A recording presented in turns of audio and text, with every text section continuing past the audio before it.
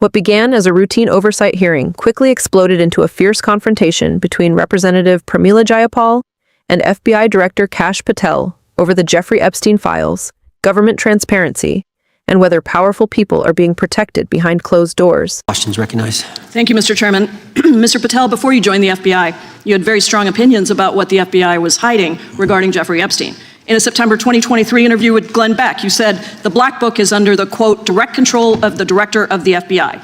In December 2023, you said, let us know who the pedophiles are. Even for a short time after becoming FBI director, in February of 2025, you tweeted, quote, there will be no cover-ups, no missing documents, no stone left unturned. In June, you told Joe Rogan, quote, we've reviewed all the information, we're going to give you every single thing we have and can. But then suddenly in July, everything changed. You and Attorney General Pam Bondi released one video and said that there was nothing more to see. Your July memo says you uncovered more than 300 gigabytes of data and physical evidence, but that you had decided no further disclosure would be appropriate or warranted. That is a quote. I think what happened, Mr. Patel, is that suddenly you discovered that Donald Trump's name was all over these files, and you started a giant cover-up. So you are under oath, Mr. Patel. You just testified to Mr. Swalwell that you did not speak to the president about the Epstein files. To your knowledge, did Attorney General Pam Bondi speak to the president about what was in the Epstein files?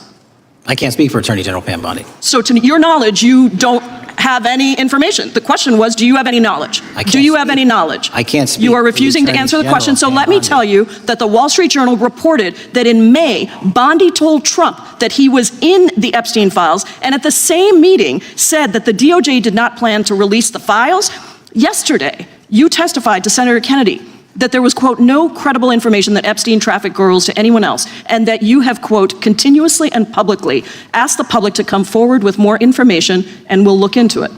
Today, in response to Mr. Massey's question, you appeared to say that the survivors were not credible. These are survivors. That's not at all what I said. Okay, great. I'm going to ask you this in a second, but let me tell you about the survivors, and let's bring them up here into the room. These are women who came to the Hill and testified that they were groomed and raped at the age of 14 and 16 years old, and they called to meet with the president and to meet with the FBI and to have people investigate their claims. Some of them have never testified before. If you are so interested in getting the public to submit any information, why have you not met with them? You said you haven't met with them. Have you met with them? I'll give you one more chance.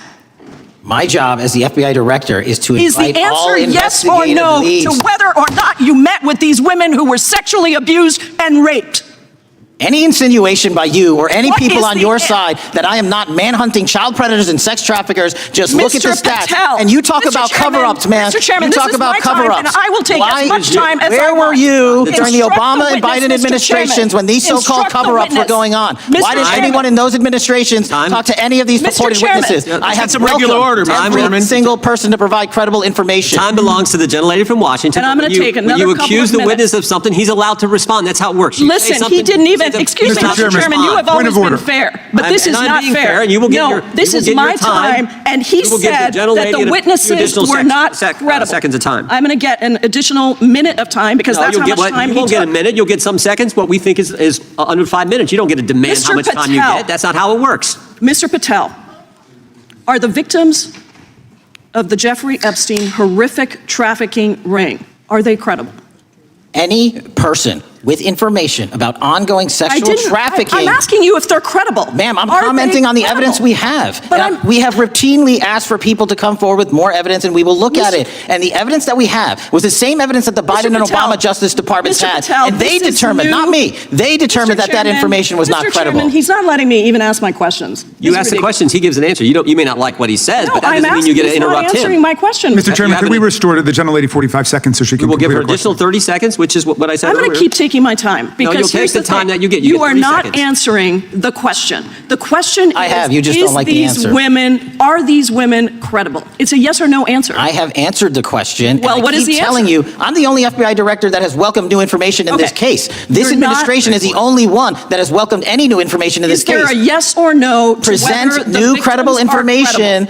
present new information. Are the victims credible or not? I'll tell you what happened in the last Trump administration. Are they credible or not? You can't even say. Victims credibly came forward, and you know what happened? President Trump authorized the indictments of Jeffrey Epstein. Called them not Biden, a hoax. not Obama. President Trump no one else. called the entire thing a Democratic hoax. So I would like to ask the gentlelady's time has expired. I gave her the additional 45 seconds she requested. The gentlelady yields back. The gentleman from New Jersey is recognized for his 5 minutes. If you would meet with the women who were sexually abused and raped and groomed at the ages of 14 and 16 years old, are you going to cover up? Are you going to continue to cover up for the rich and powerful men, including those that might be on this committee? I can yell too, Mr. Chairman, but I don't want to yell above this. The time belongs to the gentleman from New Jersey. I appreciate the gentlelady yielding back. Are you going to allow them to testify, Mr. Patel?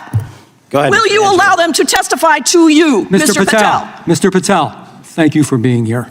I know it's been an interesting and difficult 2 days. And I wasn't going to talk about the Epstein thing because there's a lot of other issues that affect the FBI, but I have to say a few words. I've sat Jayapal zeroes in on Patel's own past comments, reminding viewers that before becoming FBI director, he repeatedly demanded full transparency on Epstein, promising no cover-ups and no stone left unturned. But now, after the DOJ reviewed hundreds of gigabytes of evidence and announced no further disclosures would be made, Democrats are asking one question: what changed? The hearing becomes even more emotional when Jayapal shifts focus to Epstein's survivors. She presses Patel on whether the women who testified they were groomed and abused as minors are considered credible. Instead of giving a direct yes or no answer, Patel pivots to discussing evidence standards and previous administrations, creating one of the most tense moments of the hearing. What makes this exchange so important is that it reflects a bigger national debate about trust in institutions, accountability for the powerful, and whether justice is being applied equally. Democrats argue the public deserves transparency, and that survivors deserve to be heard, while Patel insists the FBI is following evidence and legal process, not politics. As the shouting intensifies and the chairman struggles to control the hearing, one thing becomes clear: the Epstein controversy is no longer just about one criminal case. It has become a larger fight over credibility, political power, and public trust in America's justice system. If you want more deep breakdowns of major congressional hearings and political clashes, make sure to like, subscribe, and stay tuned.